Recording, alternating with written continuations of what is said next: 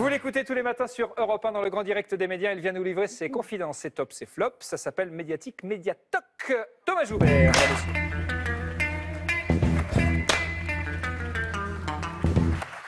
Bonsoir mon cher Thomas. Salut Thomas. Ça va être difficile d'être aussi drôle que le petit chat qui rate son envol, mais en même temps vous pouvez apporter une valeur informative bien plus conséquente. Avec vous le bilan de la semaine média. Oui, on commence par vos s'intéresser à confidentiels. 3 infos confidentielles qui sont tombées cette semaine. On va commencer par une chanceuse justement, c'est Claire Chazal, l'ex-star du 20h de TF1, qui est aussi sur France 5 chaque soir dans Entrée libre. Et elle pourrait bientôt arriver sur France Info, la toute jeune chaîne d'information du service public, sur le canal 27 de la TNT. Alors pas pour représenter le JT, on le précise, elle a un projet d'émission de philosophie pour se concentrer sur la réflexion commune qu'on pourrait avoir ensemble sur la politique. Pour le moment, c'est le projet qui est à l'état de réflexion, mais ça pourrait bientôt arriver. Comme quoi, il y a une vie après le JT. Claire Chazal sur France Info, la chaîne France Info, information Thomas Joubert. Deuxième confidentiel. On n'est pas couché va faire son retour sur La Croisette à Cannes, l'émission de notre ami Laurent Ruquier. C'est la productrice Catherine Barma qui me l'a confié cette semaine. Alors, ce sera l'occasion de proposer de nouveau On n'est pas couché en prime time.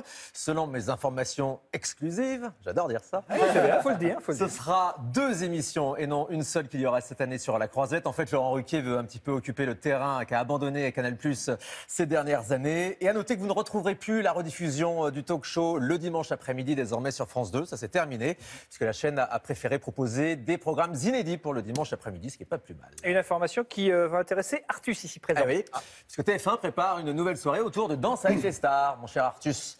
Depuis samedi, il y a la tournée qui parcourt les routes de France, à laquelle je crois vous participerez sur au moins une date.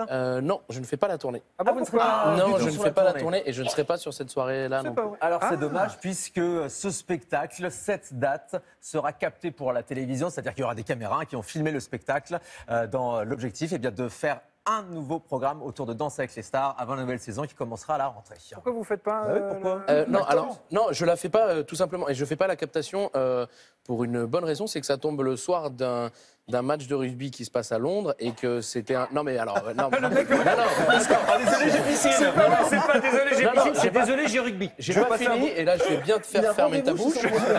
Non, c'est que mon papa qui d'ailleurs est en coulisses, c'était un de ses rêves d'aller voir un match. Ça, c'est et beau. que du coup, je préfère faire le match.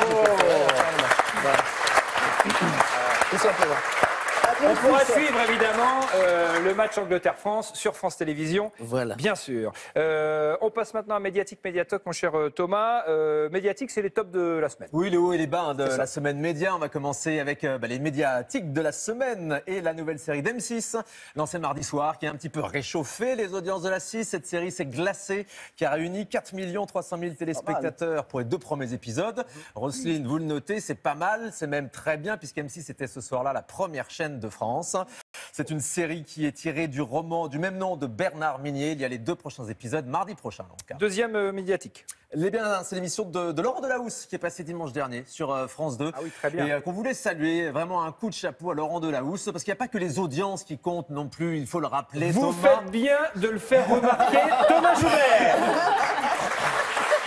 Merci. Et on ne dit pas ça pour nous parce que nous ça va, mais c'est pour les autres, c'est bien de le dire. Voilà, c'est pour les autres évidemment. Voilà. Nous, on est bien Voilà, encore une et émission. en valeur informative et en audience, tout va bien. L'émission de Laurent Delahousse n'a pas forcément fait un carton d'audience, mais en tout cas, elle a été saluée par de nombreux téléspectateurs. bien sûr. Moi, j'ai beaucoup aimé aussi le style de narration. C'était sur la guerre des gauches dimanche soir. Et sur on DSK. suivait ça sur l'affaire DSK aussi en première partie de soirée. On suivait ça vraiment comme un feuilleton. On a l'impression de regarder un épisode de House of Cards. Remarquable. Les flops maintenant, Médiatoc. Ouais, Médiatoc, le premier débat de la primaire de la gauche, hier soir sur TF1. Forcément, une audience décevante. 3 800 000 Pourquoi ça vous fait rire téléspectateurs. Non mais en plus, vous ne l'avez pas regardé. Vous m'avez dit que vous le regardiez. J'ai zappé, oui. Ouais. Mais ça, vous l'aviez dit avant. Vous n'avez pas été la seule, 3 800 000 téléspectateurs. À titre de comparaison, le premier débat de la droite, il avait réuni 5 600 000 téléspectateurs. Alors ça, Roselyne, je ne sais pas si on peut en tirer des conclusions sur le résultat de la prochaine présidentielle. À voir. C'est difficile. Deuxième Médiatoc, vous revenez sur les déclarations de Matt Pokora. Oui, Matt Pokora qui fait un peu la gueule après les nominations des victoires de la musique qui ont été bien annoncées cette semaine. Les victoires que vous présenterez, Thomas, ce sera Co-présenté avec Bruno Guillon, c'est ça. le 10 février prochain. Matt Pokora qui ne recevra pas de prix pour la bonne et simple raison qu'il n'est pas nommé. Il a déclaré cette semaine qu'il était trop populaire et qu'il vendait trop d'albums. Alors pourquoi il n'est pas nommé? Est-ce qu'on sait pourquoi il n'est pas on s'est nommé? renseigné Il a auprès pas dit ça. des victoires de la musique. On peut Il n'a pas enlever. dit ça, il n'a pas dit ça en plus, il a fait une vanne. il a fait une vanne. Oh, c'était pas qu'une vanne, parce que c'est pas la première fois qu'il se plaint de ne pas être Oui, victoire de la musique. parce qu'on le sait, voilà, les victoires de la musique, c'est comme au César. Danny Boone n'a pas été nommé alors que son film Bienvenue chez les Ch'tis à l'époque a fait un score de malade. Enfin voilà, on le sait qu'il y a c'est un truc un peu plus intello. Alors justement, Mais comment pas ça se passe? forcément, parce qu'on va l'expliquer, il y a un cortège de 600 votants en fait. Donc si M. Pokora doit se plaindre, c'est auprès de ces gens-là. Hein. Ce sont des gens qui votent, ils ne sont pas spécialement des vieux croulants, ils sont renouvelés chaque année. Ils sont aussi ouverts au goût populaire. Et Matt Pokora peut s'interroger pourquoi Céline Dion n'est pas nommée non plus cette année dans aucune catégorie des victoires de la musique. Ce sont des professionnels. Il y a des représentants des radios, il y a des représentants des maisons de disques évidemment, mais aussi des ingénieurs du son. Donc tous ces gens-là, certains ont peut-être voté pour Matt Pokora, mais en tout cas pas assez pour qu'il se retrouve exactement dans les nominations. On peut comprendre sa réaction Oui, aussi. mais je pense que c'était Quand vraiment... c'est un la plus chanteur belle très récompense populaire. qui soit, c'est la Le récompense public, du évidemment. Et le public d'Actuality vous applaudit et vous remercie. Merci Bravo Thomas. Vous revenez nous voir la semaine prochaine et vous êtes tous les matins sur Europe 1 dans le Grand Bureau de Média, évidemment.